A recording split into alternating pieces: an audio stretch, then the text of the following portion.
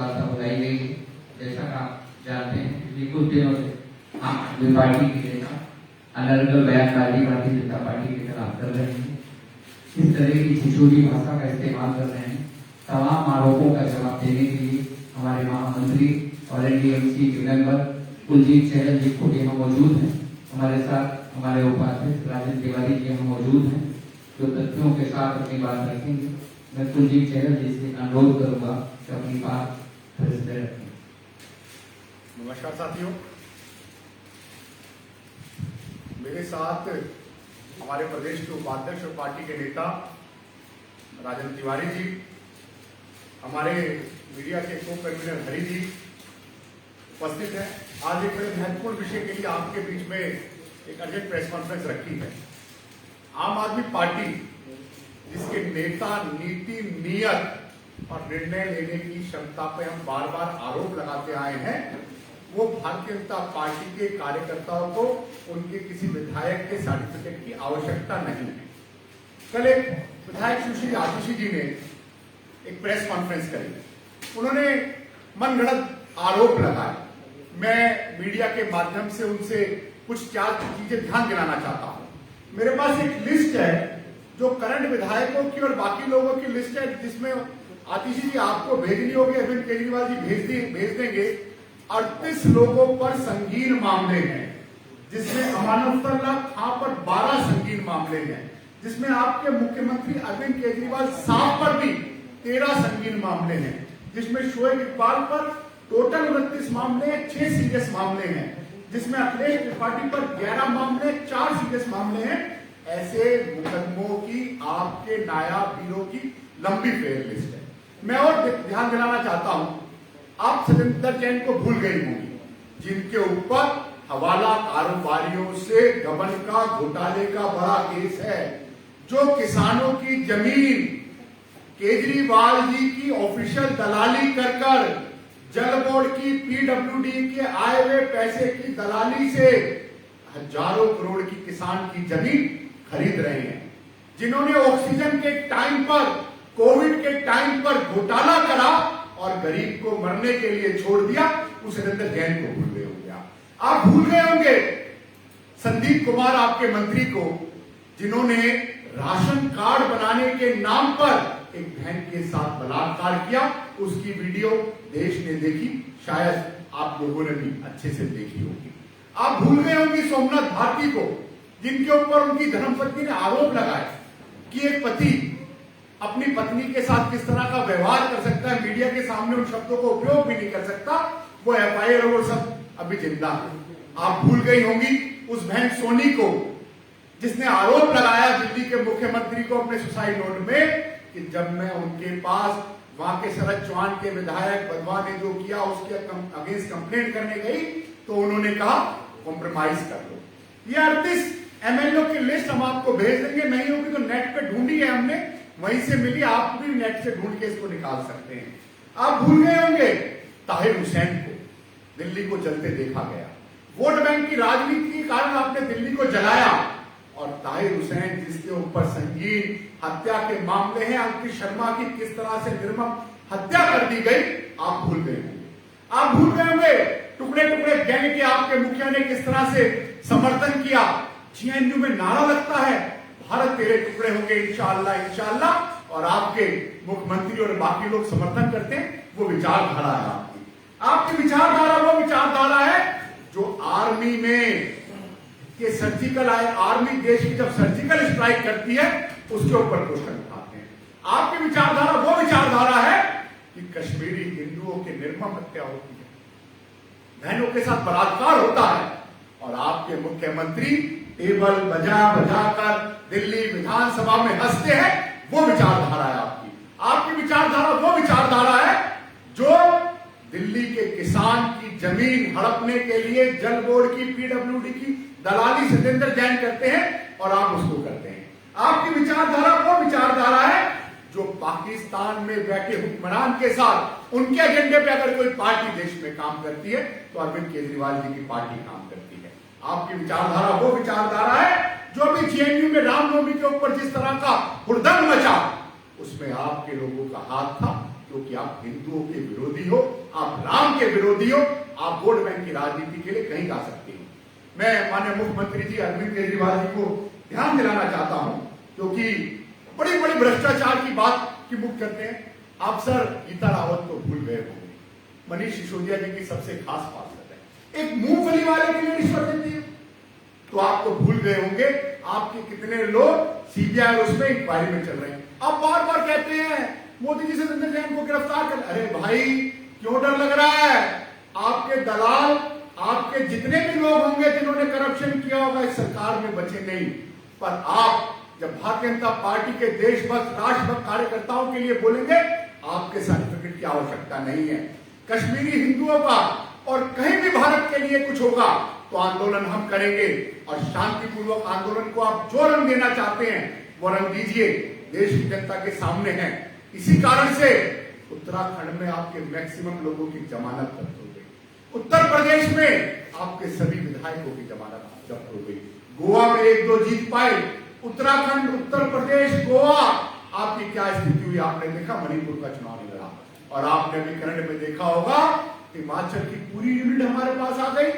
तो अपने घर में देखिए, अपने इन गुंडों को, इन दलालों को, इनकी जिनकी फेयर लिस्ट है वो देखिए। भारतीय जनता पार्टी के किसी देशभक्त कार्यकर्ता को आपके सर्टिफिकेट की आवश्यकता नहीं है। आप जिस अब मर्यादित भाषा का उपयोग देश के प्रधानमंत्री जी के लिए कर सकते हैं। हम लोग भारतीय जनता पार्टी संस्कारित पार्टी है। भारतीय जनता पार्टी वो पार्टी है कि तेरा वैभव अमर रहे न मां, हम दिन 4 रहे ना रहे, कि मां भारती के लिए अपने प्राणों की जान दे सकते हैं, वो कार्यकर्ता है। और आपकी जो पार्टी है वो पाकिस्तान के एजेंडे पे चलती है, वो अलगाववाद के एजेंडे पे चलती है, वो दिल्ली में दंगे कराती है, वो ताहिर हुसैन और अमानुल्लाह खां ऐसे लोगों को समर्थन देके चलती है, और संदीप कुमार जैसों को विधायक बनाती है, जो कहते हैं कि राशन कार्ड बनाने के लिए उनकी वीडियो आती है। और आपके मुख्यमंत्री स्वयं कहते हैं, अरविंद केजरीवाल साहब, सोनी से एक बहन से जिसने बाद में सुसाइड कर लिया, जब वो गई कॉम्प्रोमाइज कर लो। तो मैं आपके विधायक सीएम साहब आपके माध्यम से बताता हूं कि ऐसे आरोप से हमें आपके सर्टिफिकेट की जरूरत नहीं है, पर आप जनता को गुमराह मत कीजिए, और अपने नायाब लोगों को जिनके पूरे कागज ढूंढ के हमारे को अभी और भी होंगे, अगर नहीं चाहिए लिस्ट भेज दी, उनके ऊपर ध्यान दीजिए, उनको सुधारिए, तो शायद दिल्ली सुधर जाए। और आपकी विधानसभा में तो मैं रेगुलर जा ही रहा हूं, जहां आपका दिल्ली का विकास मॉडल फेल हो रहा है, तो उस दिल्ली के पैसे को कहां लगाया जा रहा है उसका भी हिसाब दिल्ली की जनता मांगेगी, और आपको देना पड़ेगा। धन्यवाद कुलदीप जी। मैं राजीव तिवारी जी से अनुरोध करूंगा कि प्रेस के समक्ष अपनी बात रखें। राजीव तिवारी।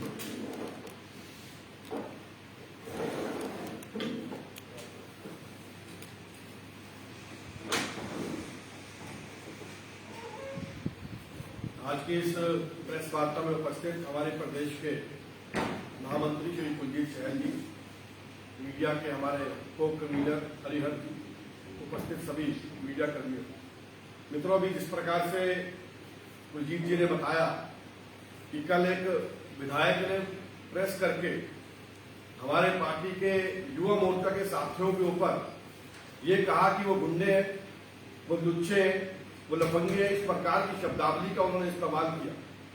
और अभी उन्होंने दिखाया कि कितनी लंबी चौड़ी लिस्ट लंबित है, जिस कारण से वो लोकायुक्त का निर्णय नहीं कर रहे थे, उसकी नियुक्ति नहीं कर रहे थे। इसलिए नहीं कर रहे थे कि वे जानते हैं कि 38 विधायक उनके निलंबित हो सकते हैं यदि वो लोकायुक्त में उनके मामले अलग पटल पे आ जाए।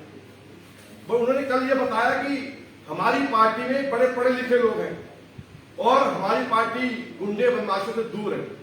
अब उनके पढ़े लिखे लोगों की अगर लिस्ट हम देखें तो कितने लोग हैं जिनके नाम आज भी हम जानते हैं कि फर्जी डिग्री के अंदर आए, जैसे भावना गौड़, सुरेंद्र सिंह, फतेह सिंह, अखिलेश त्रिपाठी और एक विशेष रवि, जिनका मामला अभी नया विचाराधीन हुआ है, हाई कोर्ट में चल रहा है, और उनके चलते शायद उनकी सदस्यता भी किसी समय रद्द हो जाए। तो ये लिस्ट है उनके पढ़े लिखे लोगों। और दूसरी ओर उन्होंने ये बताया कि हमारे लोग हैं बड़े अमन प्रिय लोग हैं, तो अमन प्रिय लोगों की भी फहरिस्त अभी कुलदीप जी ने बताई, चाहे वो उसमें अमानुल्लाह खान हो, या उसमें संदीप कुमार हो, या प्रकाश जारवाल हो, ताहिर हुसैन हो, सोमनाथ भारती हो, सत्येंद्र जैन हो, लंबी चौड़ी लिस्ट है जो खत्म नहीं हो सकती। तो कृपा करके विधायक जी अपनी गरिमान में झांके, दूसरों को आरोपित करने से पूर्व वो देखें कि हमारा कृत्य क्या है। लेकिन जो हमारे कार्यकर्ता पकड़े गए और उसके ऊपर उन्होंने कोर्ट का हवाला देकर टिप्पणी की कि कोर्ट ने 8 दिन तक छोड़ा नहीं। एक कोर्ट की प्रक्रिया रहती है, लोगों को गुमराह ना करें।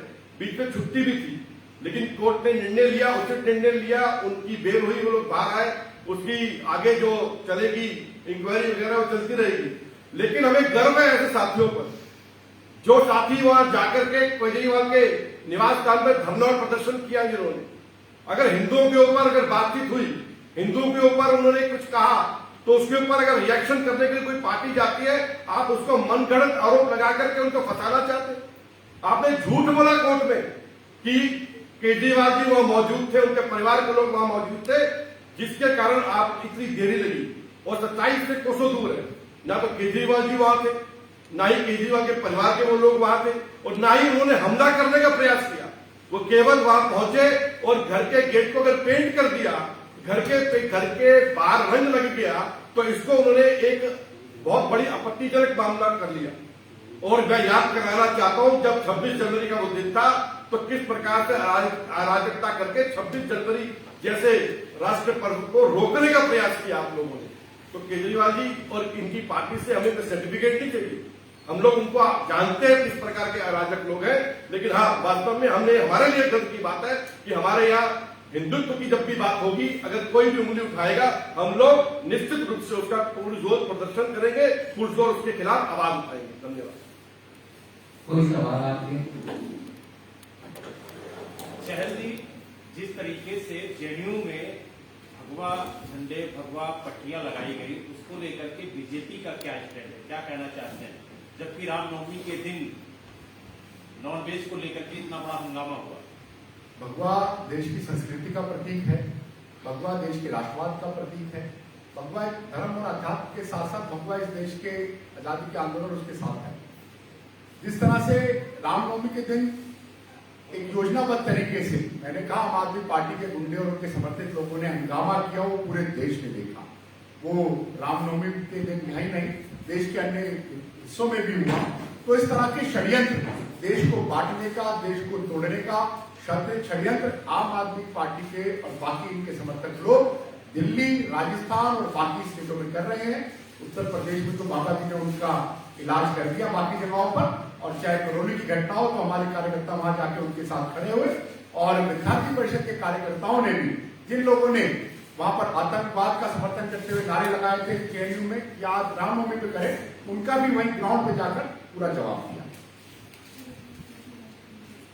सर, अगर बात की जाए तो दिल्ली में स्कूल पॉलिटिक्स चल रही है, तो इस स्कूल पॉलिटिक्स को लेकर के क्या कहेंगे? क्योंकि चाहे आपके नेता हो, वो भी दूसरे राज्यों में जाकर के बीजेपी को घेरने की कोशिश कर रहे हैं, और बीजेपी आपके गढ़ में यानी दिल्ली में ही जाकर के स्कूलों का निरीक्षण कर रही है, इसके पिक्चर सोशल मीडिया पे अपलोड करके सवाल खड़े कर रही है।